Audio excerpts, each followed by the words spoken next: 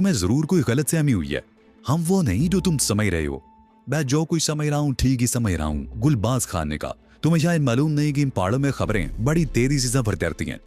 मुझे यह भी मालूम है कि तूर खान के गिरोह को तुम लोगों ने किस तरह तोड़ा था। तूर खान एक दहशत का नाम था। हर सूबे की हुकूमत उससे खौफजदा थी, लेकिन तुम लोगों ने उसके गिरोह का जिस तरह खात्मा किया है वो काबिले तारीफ है। और उसका ये साथी, उसने मोहम्मद उमर की तरफ इशारा किया। इस बात की गवाही देगा कि मैं जो कुछ भी कह रहा हूँ सच कह रहा हूँ। यह तूर खान ही के गिरोह का आदमी है। हाँ, तुम ठीक कहते हो। इस मर्तबा नौनकी के बजाय शारिक ने गुलबाज खान की बात का जवाब देते हुए कहा। इस मर्तबा नौनकी के बजाय शारिक ने कोबाज खान की बात का जवाब देते हुए कहा, लेकिन तूर खान से भी हमारी कोई दुश्मनी नहीं। उसने हमारी एक औरत की इज्जत पर हाथ डालने की कोशिश की थी, जिसका नतीजा उसे भुगतना पड़ा। हमारा ना तो किसी गिरोह से ताल्लुक है और ना ही हम जराइम पेशा है। हम तो हालात का शिकार हैं और यहाँ से निकलना चाहते हैं। अफगान हुक्मरानों को उन पाकिस्तानी जासूसों की तलाश है कि एक खास मिशन पर काबिल की तरफ जा रहे थे। वो मलिक फरीद खान के मेहमान थे, लेकिन इत्तेफाक से मलिक फरीद खान को काबिल में गिरफ्तार कर लिया गया था। तो वो पाकिस्तानी जासूस बराकी से ही भाग निकले और तकरीरकारी करते हुए फरार होने में कामयाब हो गए। उनकी तलाश में सरहदों की भी निगरानी की जा रही है और ये हमारी खुशकिस्मती है कि तुम लोग हमारे घेरे में आ गए हो। हम तुम्हें अफगान हुकूमत के हवाले कर देंगे, तो यहाँ हमें बहुत सी मराहत मिल सकती हैं। इसके अलावा वो चंद लम्हों को खामोश हुआ, फिर बात जारी रखते हुए कहने लगा, खान अब्दुल कुद्दूस खान को भी ये इतला मिल चुकी होगी कि उसकी लेबॉर्ट्री तबाह कर दी गई है। वो लेबॉर्ट्री तबाह करने वालों की तलाश में इन पहाड़ों का चप्पा चप्पा छान मरेगा।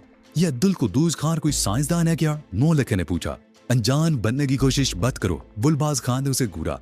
खान अब्दुल कुद्दूस खान को हम पर भी शुबा हो सकता है कि उसकी लेबॉर्ट्री हमने तबाह की है। वो हमारे खिलाफ कोई कार्रवाई करने की कोशिश करेगा तो हम तुम लोगों को उनके सामने पेश कर देंगे। तो क्या तुम लोगों ने भी कोई लेबॉर्ट्री बना रखी है? नौलखे ने पूछा। मेरी लेबॉर्ट्री तो इस इलाके की सबसे बड़ी लेबॉर्ट्री है, गुलबाज खान ने कहा। हम लोगों में कारोबारी रुकावटें चलती रहती हैं। किसी लेबॉर्ट्री को मुकम्मल तौर पर तबाह कर देना कोई मामूली बात नहीं। अब्दुल कुद्दूस खान चैन से नहीं बैठेगा और ये हमारी खुशकिस्मती है कि तुम लोग हमें मिल गए। तो तुम हमसे क्या चाहते हो? शारिक ने पूछा। फिलहाल तो तुम लोगों को अपने साथ ले जाना चाहते हैं। ये फैसला बाद में किया जाएगा कि तुम लोगों से क्या चाहते हैं। हम खामोशी से हमारे साथ चलो। मैं तुम लोगों को वार्निंग दे चुका हूं कि अगर किसी ने गड़बड़ करने की कोशिश की तो अंजाम की जिम्मेदारी हम पर नहीं होगी। गुलबाज खान ने राइफल से इशारा किया। शारिक वगैरह ने पहले ही देख लिया था कि गुलबाज खान और उसके साथी के पास घोड़े नहीं थे, जिसका मतलब था कि उन्हें ज्यादा दूर नहीं जाना था। क्या हम अपने घोड़े यहीं छोड़ दें? शारिक ने गुलबाज खान की तरफ देखते हुए पूछा। घोड़ों की लगामें पकड़ लो, गुलबाज खान ने कहा। पैदल चलेंगे, हमारी मंजिल ज्यादा दूर नहीं। गुलबाज खान ने गलत नहीं कहा था। उन्हें तकरीबन 1 मील का फासला तय करना पड़ा। रास्ता इंतहाई दुश्वार गुजार था। वो लोग बड़ी मुश्किल से वहां तक पहुंच पाए। बुलंद पहाड़ों के ऐन बीच में एक बहुत बड़ा शेड बना हुआ था। उसके साथ ही मकान भी था जो बड़े बड़े पत्थरों से तामीर किया गया था। चारों तरफ दूर दूर तक लोहे की खारदार तारों का जंगला था। शेड के नीचे बहुत सारे ड्रम रखे हुए थे और चूल्हे बने हुए थे। एक तरफ लकड़ियों के अंबार लगे हुए थे। 5 चूल्हों में आग जल रही थी और उन पर ब्रह्म चढ़े हुए थे। उन ड्रमों में कोई चीज पक रही थी जिससे भाप उठ रही थी। हृदय में एक नागवार सी बूट फैली हुई थी। मेरा ख्याल है लंगर तैयार हो रहा है। नौनक गुलबाजगार की तरफ देखते हुए बोला। क्या तुम लोगों के पास देख गई या पतीले नहीं है? खाना इस ड्रमों में तैयार करती हो? ये खाना तैयार नहीं हो रहा, गुलबाज खान ने कहा। इन ड्रमों में अफ्यून पक रही है। ये हेवर की तैयारी का पहला मरहला है। अफ्यून में नुशादर डालकर पकाया जा रहा है। इससे मारवियन तैयार होगी। कई मरहलों से गुजरने के बाद ईरन की तैयारी का मरहला आता है। वो 4 हीरो भी तैयार करनो तुम लोग। ये क्या बात हुई? पूरी कौम ईरवर की तैयारी में लगी हुई है, नौलखे ने कहा। गुलबाज खान उसका तन नहीं समझ सका। उसे साथ आने वालों को इशारा किया। वो मुख्तलिफ जगहों पर फैल गए। 2 आदमी पहले से वहां मौजूद थे जो काम कर रहे थे। इस तरह उनकी कुल तादाद 10 थी। इस मकान में हमारी लेबॉर्ट्री है। यहाँ उजरी मरहले में ईरवन तैयार होती है। गुलबाज खान ने मकान की तरफ इशारा करते हुए कहा। इसके पिछली तरफ एक और मकान है जो हम रिहाइश के लिए इस्तेमाल करते हैं। क्या यहाँ आमदोर इसका यही एक रास्ता है? शारिक ने उस रास्ते की तरफ इशारा करते हुए पूछा जिससे वो आए थे। असल रास्ता तो उस चट्टान के पीछे है, गुलबाज खान ने एक तरफ इशारा किया। लेकिन अगर तुम यहाँ से फरार के इम्कानात का जायजा ले रहे हो तो इस ख्याल को ज़हन से निकाल दो।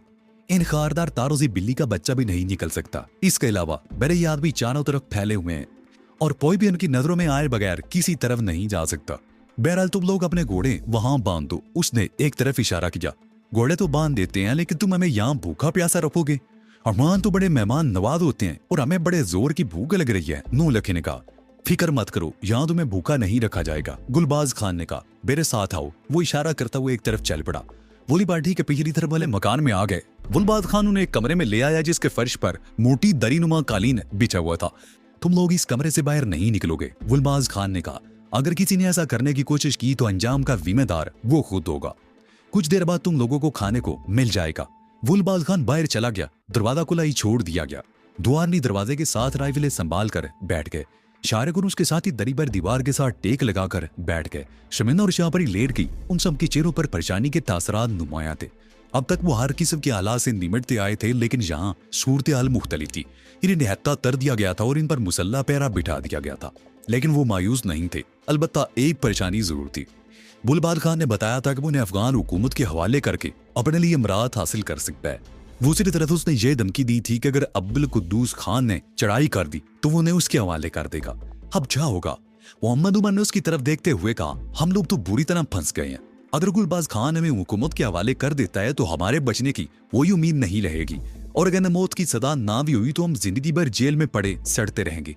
दूसरी तरफ अगर हमें अब्दुल कुद्दूस खान की तवील में दे दिया जाता है तो भी हम नहीं बच सकते। तुम्हें तो तजर्बा हो चुका है कि मौत के ये सौदागर बड़े बेरहम और सन दिल होते हैं। इनसे किसी रियायत की तवक्को नहीं की जा सकती। हमने इनकी हिलमर की लिबार्टरी तबाह कर दी। उसका करोड़ों डॉलर का नुकसान हुआ है। वो हमें जिंदा नहीं छोड़ेगा। हमें ऐसी अजियतनाक मौत मारेगा कि हम उसका तसव्वुर भी नहीं कर सकते। मायूस ना हो उमर, शारिक ने कहा। मैंने तो इससे भी ज्यादा बदतरीन हालात का मुकाबला किया है। मैंने मायूस होना नहीं सीखा। यह सूरत तो इतनी ज्यादा बुरी नहीं। हमारे सिर्फ हथियार ही छीने गए हैं। हमें बांध कर तो नहीं रखा गया। मुझे उम्मीद है कि अगर हम में से कोई कमरे से बाहर जाना चाहे तो रोका नहीं जाएगा। ये सूरत हाल मायूस कुन नहीं। मुझे यकीन है कि यहाँ से हमारे फरार का कोई ना कोई रास्ता निकल ही आएगा और हम ये लिबार्टी तबाह करके ही यहाँ से जाएंगे। करीब लेटी हुई शाहपरी ने उनकी तरफ देखते हुए कहा, जरूर जरूर। दुल्हन बोला, लेकिन पहले इन लोगों से पूछो कि हमें कुछ खाने पीने को भी देंगे या भूखा ही रखेंगे। गुलबाज खान ने कहा था कि वो मैं खाना भिजवा देगा। शारिक ने कहा, थोड़ा इंतजार कर लो, वो खाना भिजवा देगा। वो लोग भी बातें ही कर रहे थे कि तीन आदमी कमरे में दाखिल हुए। दो ने तश्त उठा रखे थे और तीसरा राइफल ताने दरवाजे ही में रुक गया। एक आदमी ने तश्त नीचे रख दिया और दस्तरख्वान बिछा दिया और दूसरे आदमी ने उस पर खाना सजा दिया। भुना हुआ गोश्त, नान और दो चीजें और थी जो गोश्त ही से तैयार की गई थी। वो लोग खाना लगाकर वापिस चले गए। शारिक और उसके साथ इस तरह खाने पर टूट पड़े जैसे कई रोज से भूखे हों। वो लोग खाने से वारे वही थे कि उन्हीं में से एक आदमी एल्यूमिनियम की केतली उठाए अंदर आ गया। केतली धुएं से काली हो रही थी। उसके दूसरे हाथ में चीनी की छोटी छोटी प्यालियां थी। चाय। उसने केतली और प्यालियां उनके सामने रखते हुए कहा, चाय। मोहनके की आंखें चमक उठी। वो अपनी जगह से उठकर आगे आ गया और केतली उठाकर तालियों में चाय उंडेलने लगा। फिर उसने एक एक प्याली उन सबके सामने रख दी। हम तो भूल ही गए थे कि चाय भी कोई चीज होती है। समीना चाय का घूंट भरते हुए बोली, कई रोज बाद चाय पी रहे हैं, बड़ा मजा आ रहा है। अब तो बदल ले लो। जब ये लोग हमें हुकूमत या अब्दुल कुद्दूस खान के हवाले करेंगे ना तो पता चलेगा। मोहनके ने चाय का घूंट भरते हुए कहा, चाय वाकई मजे की थी। अगरचे पाउडर मिल्क इस्तेमाल किया गया था, लेकिन जायका बहुत उम्दा था। वो बने ले लेकर चाय पीते और बातें करते रहे। वो दिन का बाकी हिस्सा कमरे में ही रहे। इसी दौरान शारिक और नोनके को फुतरी जरूरत के तहत बाहर निकलना पड़ा। हर मर्तबा गनमैन साथ रहा। शाम का अंधेरा फैलने से पहले कमरे में बल्ब रोशन हो गया। जाहिर है यहाँ भी जनरेटर लगा हुआ था। बत्ती जलने के कुछ ही देर बाद उनके लिए खाना आ गया। वो भी खाना खा ही रहे थे कि गुलबाज खान भी आ गया। उसके साथ एक गनमैन भी था जो दरवाजे ही में रुक गया। गुलबाज खान आ गया तो उनके करीबी दरी पर बैठ गया। हमारे बारे में क्या इरादा है खान, क्या करना चाहते हो? शारिक ने उसकी तरफ देखते हुए पूछा। थोड़ी देर पहले अब्दुल कुद्दूस खान का एक आदमी यहाँ आया है, गुलबाज खान ने कहा। उसे अपनी लिबार्टी की तबाही का पता चल गया है और खुदा का शुक्र है कि उसे हम पर किसी किस्म का शुबा नहीं है। लेकिन उसे ये पता चल गया है कि कुछ लोग इन पहाड़ों में फिरते हुए देखे गए थे। वो ये भी समझता है कि वो पाकिस्तान के वही जासूस हैं जो बराकी से मारदाड़ करते हुए फरार हुए थे और इस तरफ से सरहद पार करने की कोशिश में है। उसे शुबा है कि लिबार्टी उन्हीं लोगों ने तबाह की है और वो लोग अभी तक इन पहाड़ों में ही किसी जगह मौजूद हैं। उसने मुझे पैगाम भेजा है कि अगर वो लोग हमारी नजरों में आ जाएं तो उन्हें पकड़कर उसके हवाले कर दिया जाए। वो मुंह मांगा इनाम देगा। तो फिर क्या ख्याल है? शारिक ने समारिया निगाहों से उसकी तरफ देखा। क्या सोचा है तुमने? अभी कुछ नहीं सोचा, गुलबाज खान ने कहा। अगर तुम लोगों को खान अब्दुल कुद्दूस खान के हवाले कर दूं तो सिर्फ 4 लाख डॉलर मिलेंगे। इसके बरक्स अगर मैं हुकूमत से राब्ता करूं तो मुझे ऐसी मराद मिल जाएगी जिनसे करोड़ों का फायदा हो सकता है। फिर वही करो जिसमें तुम्हें ज्यादा फायदा हो, शारिक ने कहा। अब्दुल कुद्दूस खान का आदमी आज रात यहीं रहेगा और सुबह सवेरे वापिस चला जाएगा।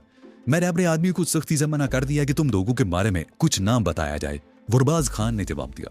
सुबह लोगों के जाने के बाद मैं कोई फैसला करूंगा और अपना आदमी सरूबी रवाना करूंगा। मैं जब तक कोई फैसला नहीं कर लेता तुम लोगों को यहीं रहना होगा। वैसे तुम लोगों को यहाँ कोई तकलीफ नहीं होगी, खाना वगैरह वक्त पर मिलेगा और किसी के साथ कोई ज्यादती नहीं होगी।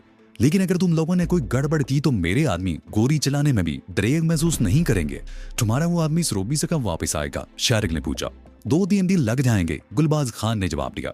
वैसे मैं एक बात तुम्हें बता दूं खान, शारिक ने उसके चेहरे पर नजरें जमाते हुए कहा, तुम्हारे आदमी यहाँ खुश नहीं है, वो तुमसे पीछा छुड़ाना चाहते हैं और मौके की तलाश में है। तुम क्या जानो? गुलबाज खान ने उसे दूरा बैलेर की बातों से अंदाजा लगाया है, शारिक ने जवाब दिया। थोड़ी बहुत पछ तो मैं भी समझ लेता हूँ। आज दोपहर इस तरफ आते हुए मैंने उनकी बातें सुनी, उससे मैंने अंदाजा लगाया कि वो लोग तुमसे खुश नहीं है। मैं जानता हूँ, गुलबाज खान ने कहा। मेरे आदमी में बाज ऐसे हैं जो मुझे पसंद नहीं करते, वो मुझे छोड़कर जाना चाहते हैं, लेकिन मुझे गद्दारी का तसव्वुर भी नहीं कर सकते। चंद रोज पहले मेरे 2 आदमियों ने मुझे छोड़कर भागने की कोशिश की, लेकिन उनका अंजाम देखने के बाद कोई भी मुझसे गद्दारी का तसव्वुर नहीं कर सकता। तुमने कत्ल कर दिया था? शारिक ने पूछा। कत्ल तो बहुत मामूली सजा है, गुलबाज खान मुस्कुराया। सीने में या सर ने गोली पेपुश कर देने से आदमी ये 2 मिनट के अंदर खत्म हो जाता है और सजा का मकसद पूरा नहीं होता। मेरे ख्याल में सजा तो ऐसी मिलनी चाहिए कि जिसका यद्दे एहसास तो रहे। तुमने क्या सजा दी थी उन्हें? शारिक ने पूछा। उनकी जिस्मों पर छोटे छोटे नकम लगाकर चट्टानों ने बांध कर डाल दिया गया। इन पहाड़ों में बड़े खूनख्वार भेड़िए फिरते रहते हैं। रात भर वो भेड़ियों का गोश्त नोचते रहे और उनकी चीखें यहाँ तक सुनाई देती नहीं। उनके ढांचे अभी चट्टानों पर पड़े हुए हैं, गुलबाज खान ने कहते हुए एक तरफ इशारा किया। ऐसी सजा का दूसरों पर असर होता है, लेकिन बहुत कम मुद्दत के लिए, शारिक ने कहा। जो लोग इरादे के मजबूत हों, दुनिया की कोई ताकत उनका रास्ता नहीं रोक सकती। वैसे मैंने तुम्हें बता दिया है, सोचना अब तुम्हारा काम है। गुलबाज खान जवाब देने की बजाय सोच में पड़ गया। शारिक दिल ही दिल में मुस्कुरा रहा था। उसने गुलबाज खान के आदमियों की नाराजगी वाली बात दिल से गढ़ी थी। गोया अंधेरे में तीर फेंका था जो इत्तफाक से निशाने पर लगा और गुलबाज खान ने फौरन ही एतराफ कर दिया कि उसके कुछ आदमी नाराज हैं और उसे छोड़कर राय फरार इख्तियार कर सकते हैं। यह बात शारिक ने दरअसल एक खास मकसद के तहत कही थी। इसने जो मंसूबा बनाया था उसकी कामयाबी के लिए जरूरी था कि गुलबाज खान के दिल में उसके आदमियों के बारे में शकूक शुबात पैदा कर दिए जाएं। मैं एक और बात कहना चाहता हूँ गुलबाज खान, शारिक बोला। हाँ कहो। गुलबाज खान ने सवालिया निगाहों से उसकी तरफ देखा। तुम्हारे इस कैंप के गिर्द दूर दूर तक खारदार तारे लगी हुई हैं। तुम्हारे आदमी मुसल्ला हैं, हर वक्त चारों तरफ घूमते रहते हैं। हमारा घोड़ा तुम्हारे कब्जे में है, हम यहाँ से भागने का सोच भी नहीं सकते। क्या तुम हमें इतनी इजाजत दोगे कि हम इस कमरे से निकलकर खुली फिजा में घूम फिर लिया करें? कमरे में बंद रहने से हमारा दम घुटने लगा है और मैं वादा करता हूँ कि हम में से कोई भी किसी किस्म की गड़बड़ नहीं करेगा। ठीक है, गुलबाज खान ने कहा। मैं भी तुम्हारे कमरे के सामने पैरा हटा देता हूँ, लेकिन तुम लोग जंगल की तरफ जाने की कोशिश नहीं करोगे। वो चंद लम्हों को खामोश हुआ, फिर कुछ याद आने पर बोला, नहीं अभी नहीं, अब्दुल कुद्दूस खान का आदमी यहाँ मौजूद है, वो तुम लोगों को देख लेगा। सुबह उसके जाने के बाद मैं तुम लोगों को बता दूंगा। उसके बाद तुम लोग कैंप के अंदर आजादी से घूम फिर सकोगे, लेकिन गड़बड़ की सूरत में किसी की जिंदगी की जमानत नहीं दे सकता मैं। हम कोई गड़बड़ नहीं करेंगे, शारिक ने मुस्कुराते हुए कहा। कुछ देर बाद गुलबाज खान चला गया और वो लोग आपस में बातें करने लगे। तुम्हारे दिल में क्या है? मोहम्मद उमर ने शारिक की तरफ देखते हुए पूछा। अगर तुम ये सोच रहे हो कि गुलबाज खान के किसी आदमी को तोड़ दोगे तो ये तुम्हारी भूल है। 2 रोज पहले जिस कबायली को पकड़ा गया था उसके बारे में भी तुमने यही कहा था, लेकिन उसकी जबान भी तुमने ही खुलवाई थी, शारिक ने कहा। वो और बात थी, मोहम्मद उमर ने जवाब दिया। उसकी जबान तशद्दुद से खुलवाई गई थी। या अगर तुमने किसी को पकड़ भी लिया तो उस पर तशद्दुद कैसे करोगे? कहाँ ले जाओगे उसे? तशद्दुद नहीं, बरदे में एक और मंसूबा है, शारिक ने शाहपरी और समीना की तरफ देखकर मुस्कुराते हुए कहा। जो काम सख्ती से ना हो उसे प्यार और मोहब्बत से किया जा सकता है। गुलबाज खान के आदमी को तोड़ने और उन्हें रास्ते से हटाने के लिए मेरे ज़हन में एक और मंसूबा है। वो ही तो जानना चाहता हूँ, मोहम्मद उमर ने पूछा। अभी नहीं, शारिक बोला। आज रात मुझे सोचने दो, कल सुबह बात करेंगे। ठीक है, तुम्हारा मंसूबा सुनने के बाद मैं भी 1-2 तजावीज पेश करूंगा, मोहम्मद उमर ने कहा। उसके बाद उन्होंने मौजू बदल दिया और दोपहर तक बातें करते रहे। दूर कहीं से रेडियो की आवाज आ रही थी। कैंप में किसी ने ट्रांसिस्टर रेडियो लगा रखा था। पश्तो गानों का प्रोग्राम था। आवाज पहाड़ियों में गूंजती हुई सी महसूस हो रही थी। शारिक दीवार से टेक लगाए बैठा वो आवाज सुनता रहा और फिर उसकी आंखें भी बंद होने लगी। सुबह नाश्ते के बाद उन्हें कमरे से बाहर निकलकर घूमने फिरने की इजाजत दे दी गई। खान अब्दुल कुद्दूस का आदमी सुबह सवेरे ही वापस जा चुका था। गुलबाज खान ने अब्दुल कुद्दूस को पैगाम भिजवा दिया था कि अजनबी जैसे ही पहाड़ों में नजर आए उन्हें पकड़कर उसके पास भिजवा दिया जाए। शारिक और समीना दूसरे साथियों से अलग इधर उधर घूम रहे थे। गुलबाज खान के आदमी भी इधर उधर मौजूद थे। किसी ने उनसे बाल पुरस्त नहीं की। शारिक के नीचे इधर से काम नहीं हो रहा था, लेकिन शारिक को पता चल गया था कि लिबार्ट्री में काम जारी था और गुलबाज खान सुबह से लिबार्ट्री में घुसा हुआ था। रास्ते से थोड़ी देर पहले उससे मुलाकात हुई, उसके बाद वो नजर नहीं आया। शारिक और समीना टहलते हुए एक जगह रुक गए। उनके सामने एक कुआं था, उस कुएं का तत्तर तकरीबन 20 फुट था और उस पर कोई मुंडेर वगैरह नहीं थी।